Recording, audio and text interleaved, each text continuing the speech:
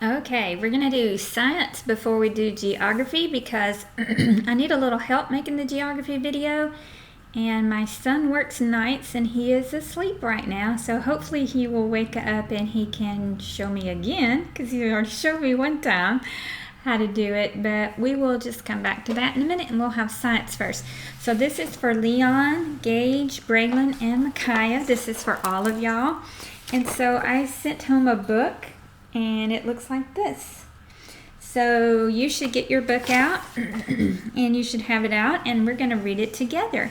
So we're just going to read some of it every day and we're going to be talking about insects because I know this is spring and I know when I leave my porch light on at night that I am starting to get a lot of bugs around it, and the bugs are the ones that are on the ground that look like they have absolutely no brain. They are June bugs, and if they end up upside down, then they just are stuck there, and it seems like they just die.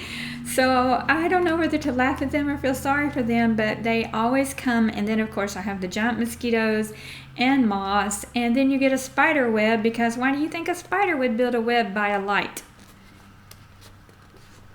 Well, he's got all this meal coming to the light, so all he's got to do is put his net there and grab them in.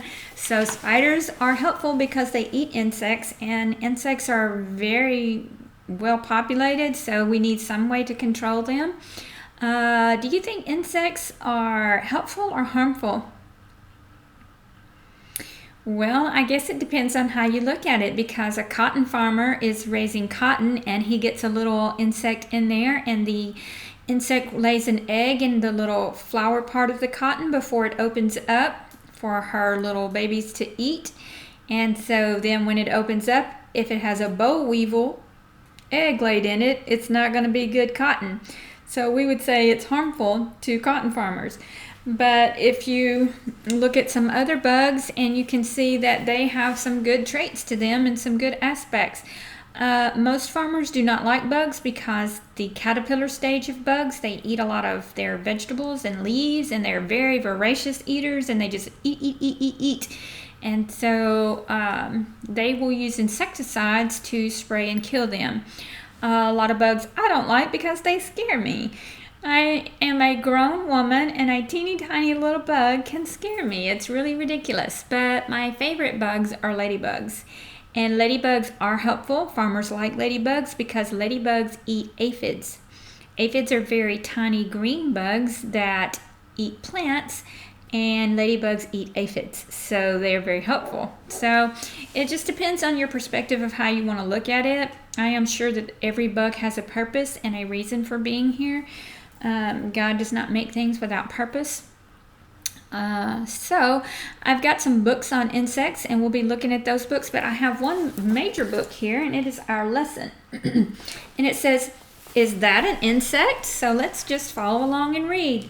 Does it have 6 legs, a 3-part body, and antenna? If so, then yes, it is an insect.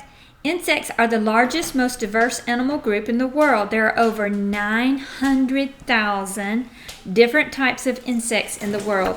Now, we've been talking about place value in math. So here, this number has ones, tens, hundreds, thousands, 10,000s, 100,000s. So each one of those numbers has a place that represents what it means. So we've already passed hundreds and we got into 100,000s. So that's a really big number. So I don't have to draw it all out. I can just know that's 900,000. So 900 different thousand types of insects live in the world. That's not even all the insects. That's just the different kinds of insects. Spiders have 8 legs, not 6. Now what did it say up here? If it's going to be an insect, it has to have 6 legs, 3 body parts, and antenna. Then it's going to be an insect. But spiders have 8 legs, so they don't qualify as insects. They also do not have antenna. They are not insects. They are arachnids. I didn't say that right. Arachnids. Maybe somebody knows how to say that better, but I will have to look it up. All right, let's look over here. This was what we were writing about this morning, earthworms. Worms do not have 3 body parts. Instead, their body is one long tube. They do not have any legs and they do not have antennae. They are not insects. So what does an insect have to have? 2 antennae, 6 legs, 3 on each side, and it has to have 3 body parts. And we're going to learn about those 3 body parts. And if you want to text us any information that you know about insects, because you're very good at insects, you can do so. So I'm going to flatten my book out like this to turn my page. Nice and neat. All right, insect bodies. Insects use their antenna to smell. So they've got like a little nose on the end of their antenna.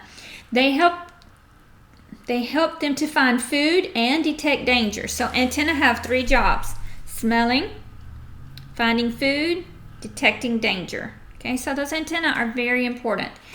Insects have compound eyes, which allow them to see many directions at once.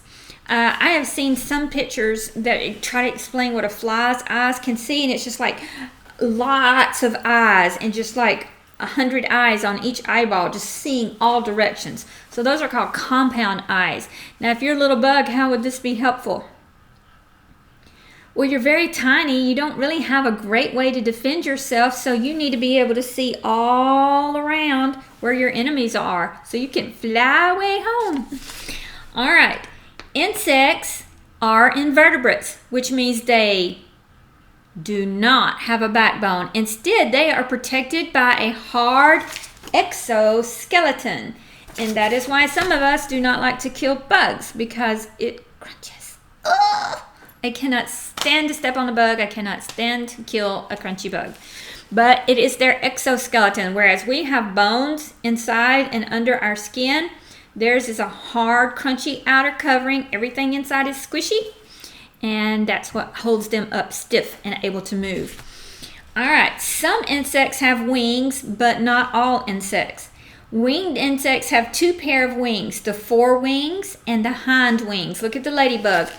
In the front, you see red and black dot wings, and underneath you see little frail-looking wings.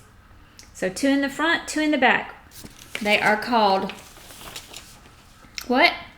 Forewings in the front, not like number 4, 4 in the front, and hind wings in the back. So the number 4 is spelled like this.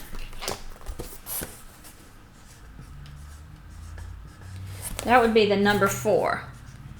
Okay, so they do have 4 wings, but the front set of wings are called forewings. Like before, have you seen the word before in front of something else? So those are 4. Those are in front of, and then hind wings in the back. So don't get the words confused. In some insects, like the ladybug, the forewings are hard and they protect the soft hind wings underneath. All right. If we go to the next page, it's talking about metamorphosis, and the next page is talking about communication, and the next page is talking about insect defense. So this is just our first day. So what we're going to do is we're going to look at our sheet. I gave you a sheet of definitions. And the first one we're going to look at is antenna. Antenna. A pair of long, thin, sensory appendages. That is a lot of big words to process. A pair, that means 2. They've got 2 on their head. A pair of long, you know what that is, they're long, they stick out. Thin, sensory. What does sensory mean? Well, do you remember when you were in kindergarten and you learned your 5 senses? Smell, see, hear, taste, and touch. Those are our senses. So anything that helps you figure those out would be called a sensory organ. So these are what he does with those. He feels, he smells, he can taste with them. So they are sensory appendages. Appendages just means it hooks onto the body. It's just a big word that means it hooks onto the body. It's something that sticks out and hooks onto the body. So you have a little, somewhere I have you have an insect vocabulary book. And all of my mess that I've been videoing this morning and throwing stuff around, here it is back here. It looks like this, insect vocabulary. Okay, so on the first page it says what? Antenna. So if you notice, the first word on your vocabulary sheet is antenna. And I want you to copy that definition. A pair of long, thin, sensory appendages right here. Okay, so I'm going to use a pen and I'm going to write it, and you can pause the video while you write. And then we'll come back together when you get done.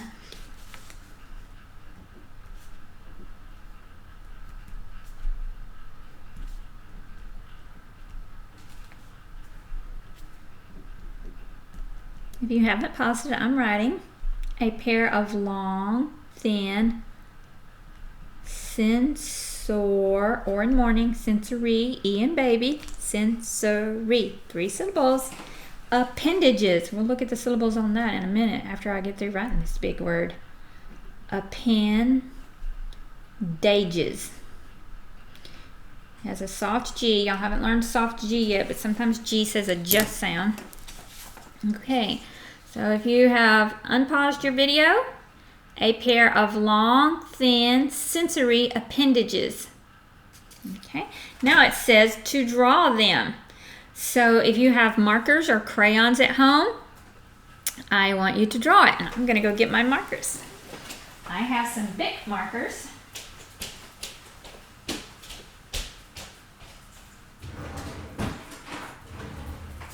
And they look like this. And I keep them in my drawer, and I don't let anybody use them except me, unless they're doing a school project or something important. So these are not for coloring, they're for drawing, but I'm going to draw a pair of antennae. And I think I'm going to make my antenna black. Now it says a pair, so how many's in a pair? 2. 2 are in a pair.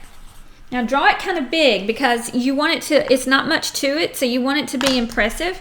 So the bigger you make a picture, the more impressive it will be as far as catching people's eyes. So it's very simple. So antenna can taste, they can feel, and they can, did it say alert them from danger? Alert them to danger? Let's go back and see. Antenna. Yes, they help them find food and detect danger. Now, it doesn't tell us how that happens, but somehow they do that. I know I've seen a butterfly, and their antennae are very noticeable. So you can look at a butterfly if you can catch a butterfly. Ants a lot of time have antennae that you can see, especially on bigger ants. Crickets, easy to see. So if you are brave and you want to catch a bug, go catch a bug for us. Send us a picture of you catching a bug. And I know that sometimes in school they make the kids collect bugs, but I know some of you girls would think that it's gross.